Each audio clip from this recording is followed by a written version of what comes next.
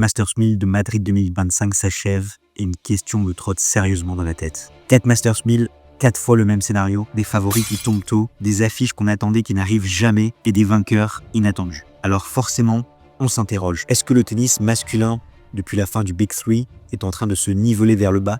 Ou au contraire, est-ce qu'on est face à une génération qui se resserre tellement que plus personne ne domine vraiment? Est-ce qu'on est juste déçu parce qu'on compare tout au passé? Ou est-ce qu'on est objectivement dans un creux? C'est peut-être ça le vrai problème. Federer, Nadal, Djokovic nous ont tellement habitués à voir toujours les mêmes au sommet que désormais tout nous semble fade, moins lisible, moins grand. Et pourtant, ce dernier carré à Madrid était frais, intense, plein de promesses. Alors ce que je te propose, est-ce qu'il ne serait pas temps de revoir nos attentes? C'est ce qu'on va décortiquer ensemble à travers ce qu'on a vu à Madrid. Parce que ce tournoi, plus qu'un bilan, pose peut-être une nouvelle ère.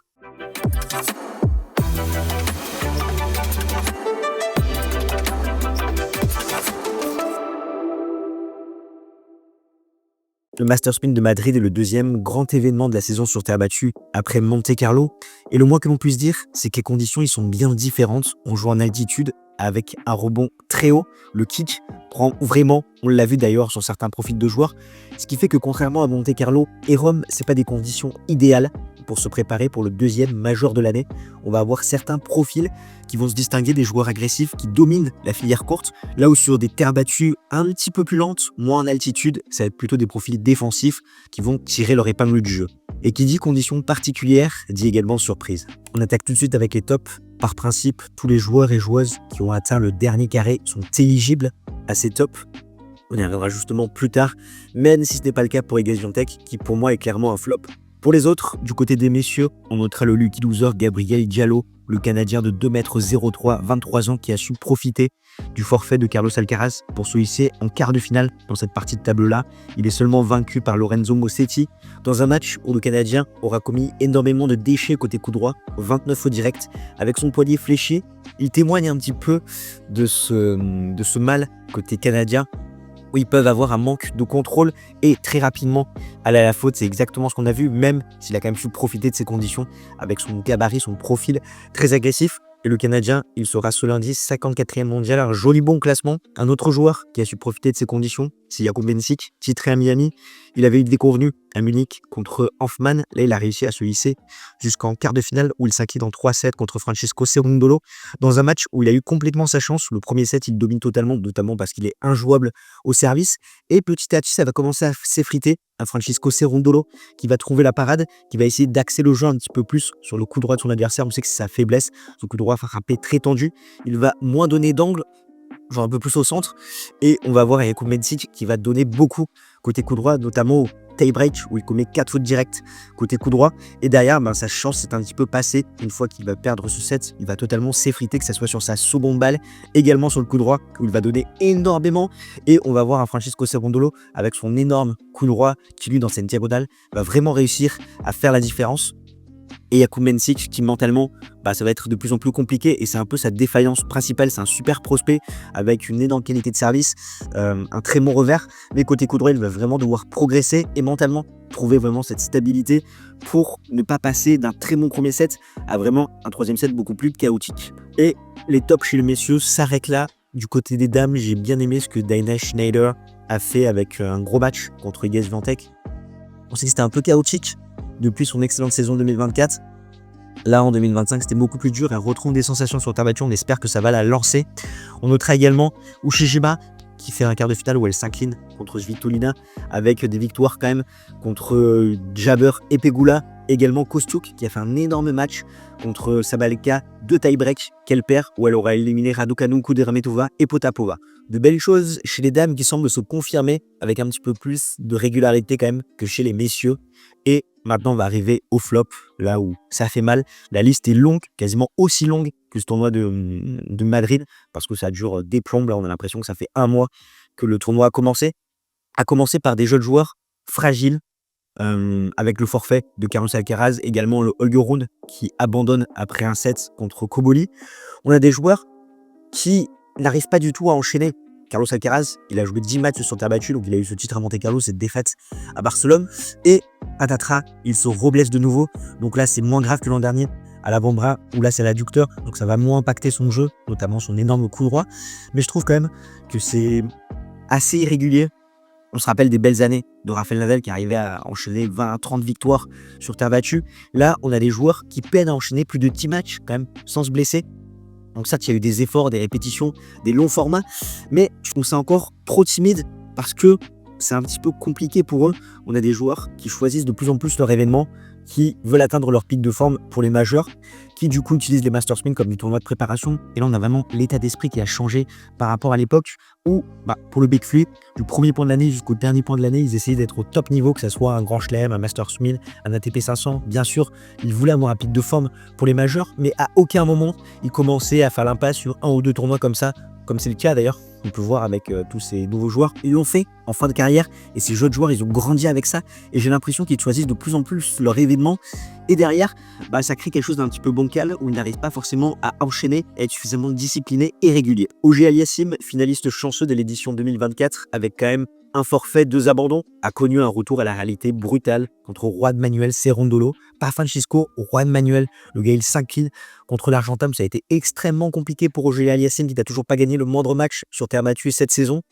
On a eu son adversaire gaucher qui a eu un schéma tactique extrêmement clair pour faire dérailler Auger Aliassime, axer le jeu sur son côté revers, notamment avec des balles très bombées pour l'empêcher de tourner autour de son coup droit, le faire reculer un maximum, se procurer des balles courtes pour ensuite l'attaquer sur son compartiment coup droit. Après, on a un joueur quand même qui varie pas mal, qui monte au filet. Là où Auger Aliassime, c'est le néant quand même cette saison. C'est fou de se dire qu'il a pu faire un match dantesque il y a quelques années à Roland-Garros contre Rafael Nadal, l'emmener en 5-7. Là, c'est beaucoup plus chaotique. On l'a vu performer en indoor sur ce début de saison. Mais voilà, il y a des hauts, il y a des bas. En ce moment, il y a beaucoup plus de bas. Il va vraiment devoir se remettre la tête à l'endroit, peut-être sur le gazon qui arrive après la terre battue. Mais là, ça semble un petit peu prématuré de voir performer sur l'ocre. L'autre joueur qui a perdu gros, c'est Andrei Rublev, qui avait été le lauréat de l'édition 2024, une édition assez chaotique avec beaucoup de surprises et pas forcément une finale très palpitante, qui s'incline contre Alexander Bublik, un peu une bête noire parce qu'il domine quand même dans les match-ups. Le Kazakh, il a un plan de jeu clair pour faire dérayer son adversaire. Et là, on l'a encore vu, il arrive à dominer au niveau de ses engagements où il sert beaucoup mieux qu'Andrei Rublev, surtout que le Russe, lui, il a des lacunes à la relance. Là où Bublik, avec ses retours bloqués, il arrive à remettre quand même cette balle supplémentaire pour faire jouer son adversaire dans le jeu. Là où on sait que Andrei Rublev, lui, il aime plutôt qu'on installe un jeu linéaire. Bublik, il varie les amortis, le slice, des accélérations, et ça perturbe Andrei Rublev, qui d'ailleurs a remporté le deuxième set, mais globalement les 2 sets que prend Bublik, il les a dominés et c'est une victoire logique de sa part, d'autant plus dans ces conditions en altitude, ce qui fait que Andrei Rublev va passer 17e et c'est une descente tout à fait logique pour un joueur beaucoup moins solide du fond du court et qui est beaucoup moins stable également mentalement. Tsitsipas, lui, il n'a pas su rebondir à Madrid. Il s'incline encore contre Lorenzo Musetti. Je rappelle qu'avant Monte Carlo, il menait 5-0 dans les face-à-face et là, il y a 5-2 maintenant. On a un joueur qui est en perdition totale, en perte de confiance. On le savait sur son côté revers, même avec le changement de raquette, même avec ce qu'il a fait à Dubaï où c'était vraiment un trompe-l'œil. Et là, maintenant, ses points forts également commencent à décliner. Je parle bien évidemment de son service et son coup droit, où il peut dérailler avec pas mal de fautes directes côté coup droit. Là où Lorenzo Musetti, avec sa science du jeu, vraiment ses variations, son positionnement sur le court, a fait vraiment mal à son adversaire. On a vu le retour également d'Apostolos dans les tribunes et je suis pas sûr que ça soit une bonne chose. Ça montre vraiment la crise de confiance du grec. Zverev a encore trébuché contre Francisco Cerundolo, 3-0 pour l'Argentin dans les face-à-face. Ça montre vraiment que c'est un match-up très compliqué pour l'Allemand. On pensait qu'avec son titre à Munich, dans ces conditions, il allait se relancer et non. Francisco Cerundolo s'impose en 2-7. Il a un plan de jeu assez clair, lui aussi. Quand même retourner au centre, notamment pour empêcher le service plus sain d'Alexander Zverev, axer le jeu plutôt sur le coup droit de l'Allemand. On sait qu'il est passif, là où Francisco, lui, il a un coup droit monstrueux sur terre battue, essaie de temporiser côté revers pour pas se faire trop manger, pour derrière ensuite décaler avec son coup droit. Il arrive à profiter également de la position lointaine de l'Allemand avec des amortis parce que Francisco Cerundolo s'est pas mal varié.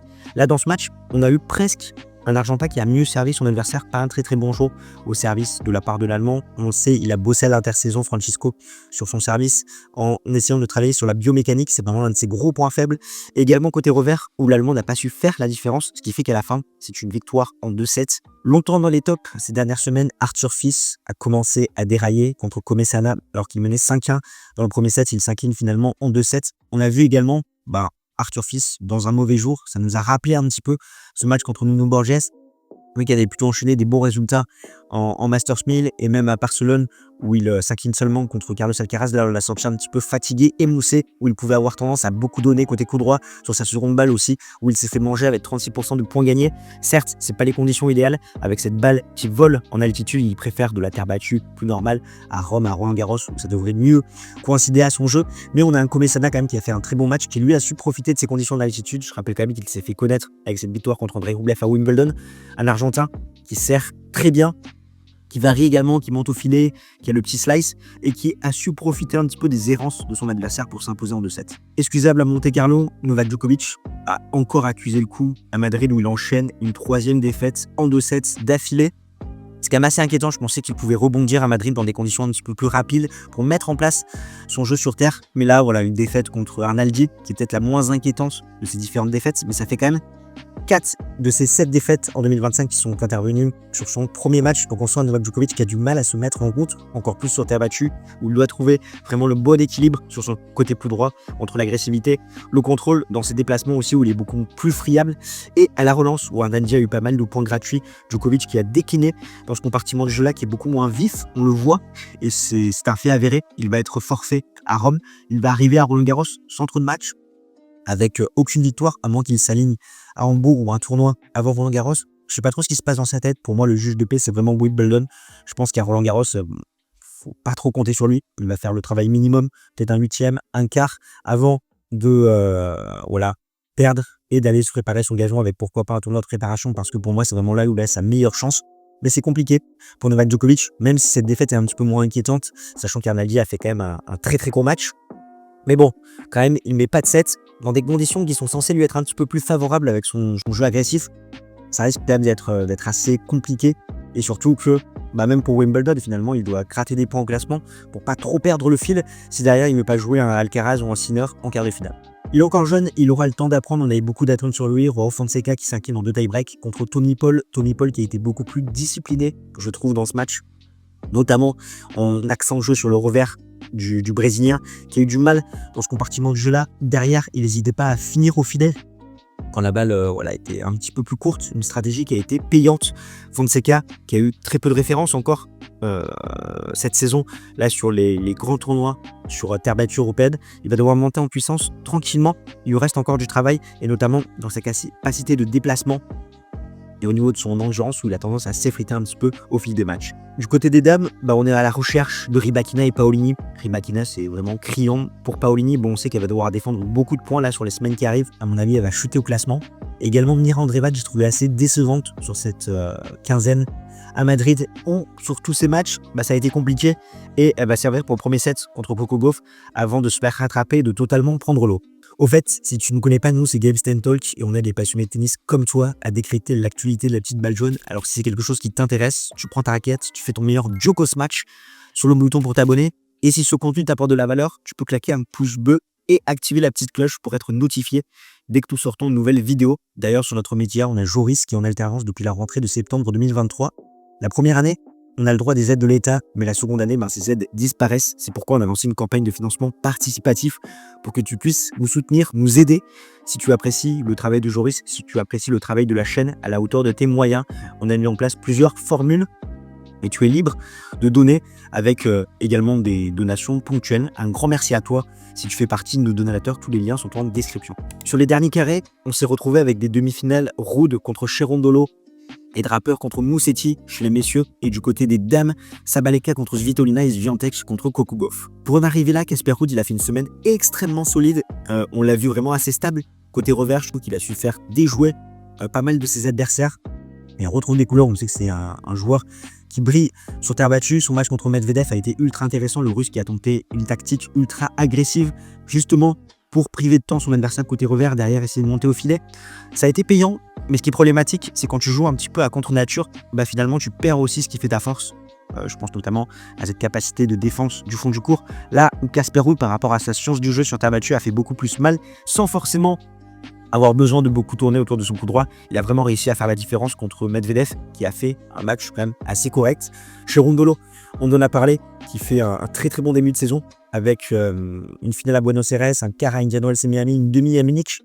On sent un léger progrès au service quand même en 2025, j'en parlais, il a essayé d'étudier la biomécanique de son geste, mais il va quand même continuer à devoir progresser dans ce compartiment de jeu-là, également côté revers, être beaucoup plus stable mentalement s'il veut passer un cap supplémentaire et si on veut pas juste que ça soit des performances ponctuelles comme ça sur 2025 et qu'il joue son meilleur niveau, s'il veut aller encore plus loin, il va devoir vraiment axer sa progression sur ces différents compartiments que j'ai cités. Et c'est Casper Ruud qui a réussi à prendre le meilleur sur l'Argentin, une victoire en 2-7, 6-4, 7-5. C'est la 4e victoire du Norvégien contre Francisco Cerundolo, qui aura eu quand même pas mal de difficultés dans cette rencontre. Déjà des douleurs à la côte.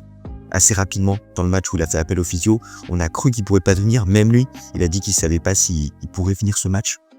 Et finalement, ça s'est atténué après les quelques manipulations.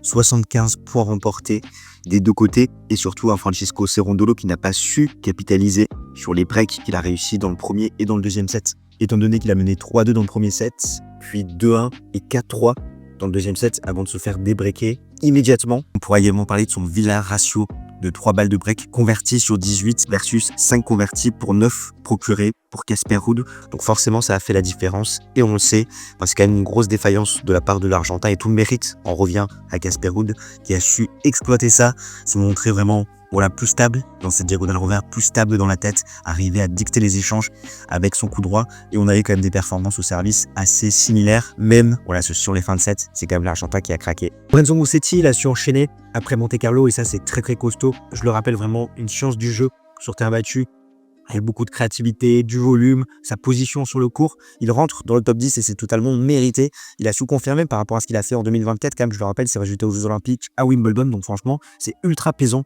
de le voir arriver à ce stade de la compétition et d'être de plus en plus performant sur ces tournois sur terre battue. Et c'est le cas de Jack Draper. Draper qui s'est imposé Indian Wells, qui lui a merveilleusement su profiter de ses conditions à Madrid, de l'altitude, un rebond haut avec son jeu de gaucher. Il fait des ravages, on l'avait vu d'ailleurs avec son énorme kick en Californie. Là, c'est pareil à Madrid. Et en plus, ce n'est pas rien parce qu'il va rentrer dans le top 5. Si on inclut le Master Next Gen pour la 4e fois en 4 rencontres, Jack Draper s'impose contre Lorenzo Musetti et à chaque fois, il lui aura concédé 0-7, un match-up très compliqué.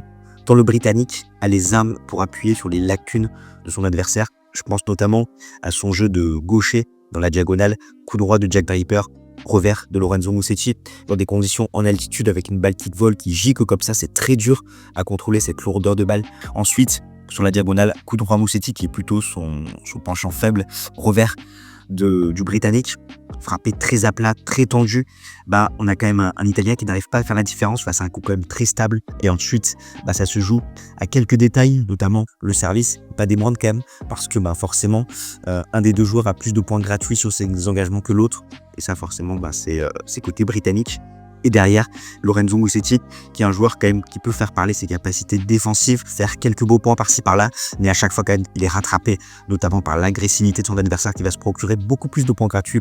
Et encore une fois, c'est appuyé par ces conditions si particulières à Madrid. On a donc eu droit à un premier match entre Casper Ruud et Jack Draper en finale du Masters 1000 de Madrid. Dans une superbe finale, c'est Casper Ruud qui prend le meilleur sur Jack Draper. Une victoire en 3-7, 7-5, 3-6, 6-4 et c'est pourtant le Britannique qui a fait le meilleur départ étant donné qu'il va breaker assez rapidement dans la première manche pour faire 2-1 puis 3-1. Il va tenir son engagement jusqu'à servir pour le 7 à 5-4 avant de se faire débreaker et on a vu une entame de match avec des schémas de jeu solides de gaucher pour perturber un petit peu Casper Ruud, notamment dans la diagonale revers avec son coup droit très lourd pour ensuite pouvoir l'attaquer long de ligne. Et là, 5-4, on a vraiment un super jeu de retour de Casper Ruud qui va venir débreaker pour revenir à 5 partout et ensuite reprendre le service de son adversaire pour prendre le premier set. 7-5, le second set, on va avoir des joueurs qui vont tenir leur engagement jusqu'à 3 partout. On va avoir le premier break pour Jack Draper qui va faire 4-3. Il va sauver derrière 2 balles de débreak et ensuite il va prendre le set sur le service du Norvégien pour nous offrir un troisième set haletant avec pas mal de jeux accrochés où on a un Casper Ruud qui va pas se faire breaker au niveau du service, même si c'est que 52% de première balle, ça va être 81% de points gagnés derrière sa première balle et 67% sur sa seconde balle, là où le Britannique va être un petit peu plus fébrile sur sa seconde balle avec seulement 39% de points remportés. On a un Casper Ruud vraiment qui a fait un super match, Jack Draper aussi qui n'a pas démérité. Plus la partie avançait, plus on sentait Casper Ruud pouvoir gêner un petit peu son adversaire avec des très bons jeux de retour. Ce qui fait que si on prend un peu de hauteur par rapport à ce résultat, la 3e fut la bonne pour Casper Ruud après Miami 2022, Monte Carlo 2024, où il s'était incliné en finale de ces 2 Masters 1000. Là, il décroche le Graal dans cette catégorie de tournoi-là. Ça montre que tous ses efforts payent, d'autant plus qu'il va remonter au classement. Il sera 7e ce lundi. Il faut quand même rappeler que depuis 2022 à Roland-Garros, il est systématiquement au moins en demi-finale. Donc forcément, il arrive à engranger de la confiance supplémentaire pour le 2e Grand Chelem de l'année, où il faudra le surveiller de très près. Draper, malgré cette défaite, continue son excellent début de saison. Après son titre acquis à Indian Wells, le voilà dans le top 5. Il peut faire très mal, même si j'ai mis des réserves quand même à Roland-Garros, où je trouve quand même que les conditions lui allaient particulièrement bien. À Madrid, ça risque d'être un petit peu plus compliqué dans les semaines qui vont venir. Par contre, il a un gros coup à jouer sur le gazon. Du côté des dames, Iga Świątek connaît vraiment un vilain début de saison. Elle fait une demi-finale, elle prend que 2 jeux contre Coco Gauff. Vraiment, ça faisait longtemps qu'elle n'avait pas connu une défaite aussi cinglante. Et je trouve que c'est au niveau de l'attitude qu'Iga Świątek stagne, elle ne progresse plus. Elle est beaucoup plus lisible, on sait comment la battre.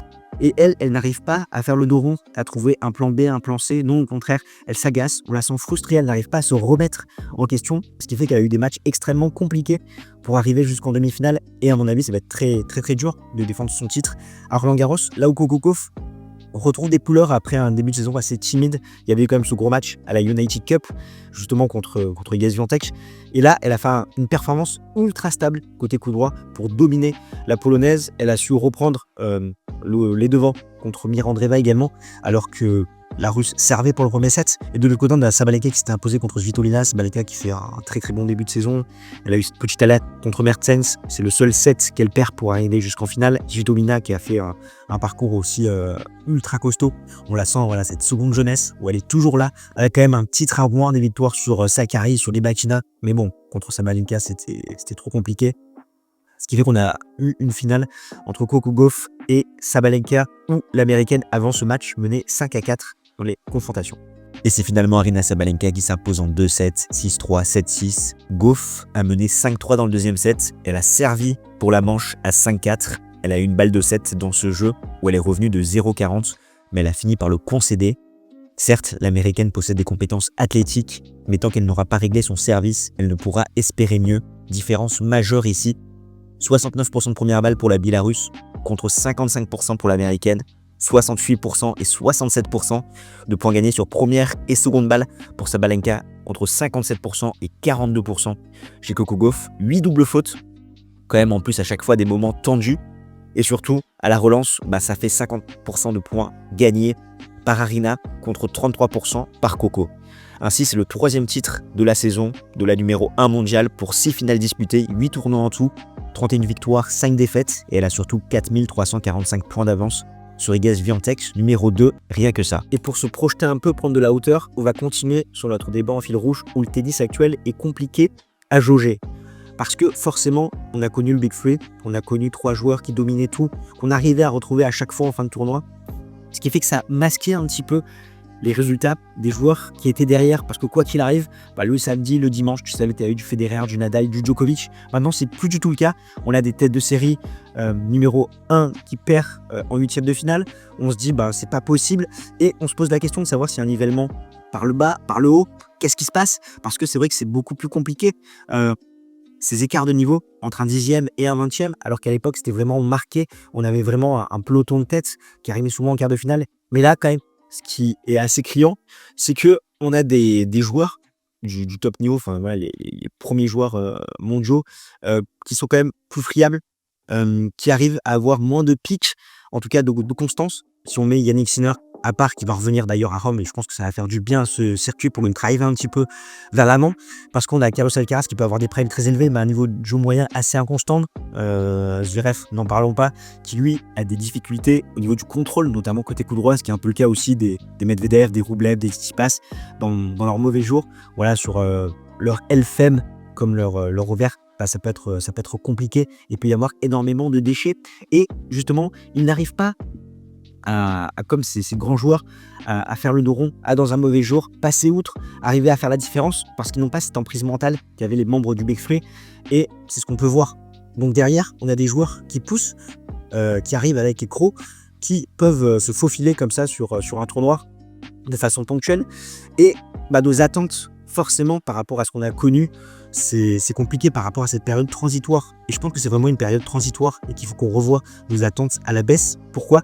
Parce que on peut se dire que demain, on peut avoir un top 10 avec du Rune, du Fonseca, du Draper, du Mensih, du Alcaraz, du Sinner. Franchement, c'est quand même vachement enthousiasmant, je trouve, par rapport aux différents styles de joueurs. On peut même avoir du Arthur Fils dedans et plein d'autres joueurs qui commencent à pousser. Ça peut faire de belles affiches, de belles confrontations. Mais il faut qu'on se fasse violence parce que c'est pas tout de suite que ça va se passer. Là, on a cette transition avec cette next gen qui est toujours là, mais qui commence à être vieillissante et qui finalement a un peu raté le coche. On a ces nouveaux joueurs qui poussent, mais qui sont en train de se forger, se former, progresser également sur leurs coups forts, leurs coups faibles. Et c'est ce qu'on voit un petit peu sur ces formats, en tout cas, de sets gagnants, ce qui est beaucoup moins visible quand même sur les grands chelems, parce que les derniers lauréats en grand chelem, c'est quoi? C'est Nadal, Djokovic, Alcaraz, Sinner. C'est quand même relativement constant. Il n'y a pas un Draper comme ça qui s'est encore faufilé, un Mensih, un Fonseca qui se font faufiler. Ce qui fait que sur ces grands rendez-vous, on a quand même une base relativement stable et que derrière, tout le reste que préparation. Justement pour ces grands événements, ce qui peut poser problème parce que c'est le serpent qui se prend la queue encore une fois. On sent des joueurs fragilisés qui n'arrivent pas à enchaîner, qui seront là pour les grands événements, mais qui derrière n'arrivent pas à trouver cette constance, le fait d'enchaîner match après match, comme ça m'était le cas pour la période du Big Flux. Donc je suis un peu partagé avec est-ce que ça se tire vers le haut, ça se tire vers le bas. Je sais pas, en tout cas, l'écart c'est beaucoup plus resserré. Ça c'est visible. Je pense qu'il y a des joueurs très prometteurs, des bons prospects qui poussent. Va falloir leur donner le temps justement qu'ils arrivent à grimper pour consolider ce top 8, ce top 10. Mais je pense que ça a promis pour la suite. Et encore une fois, on a quand même eu un très beau carré du côté des messieurs dans ce tournoi de Madrid. Du côté des dames, c'est beaucoup plus stable, régulier sur cette saison 2025 avec Wayne Samaleka qui est très très forte, une Coco Gauff qui a eu son creux mais qui arrive à avoir son petit pic de façon ponctuelle pour retrouver un petit peu un bon niveau moyen. Swiatek, donc c'est un peu la descente aux enfers, des Madison Keys, des Mirandreva, tout ça qui pousse. Donc je pense que ça va être assez réjouissant dans les semaines à venir. Et pour les messieurs, faut plus leur donner du temps et c'est peut-être une question d'années avant qu'on retrouve vraiment un top 10 ultra solide avec des profils assez variés. En tout cas, si t'es nostalgique du passé, on a fait une vidéo justement sur Monica Seles et ce drame qui est arrivé un 30 avril il y a quelques années. Je t'invite à aller la voir, ça se passe ici.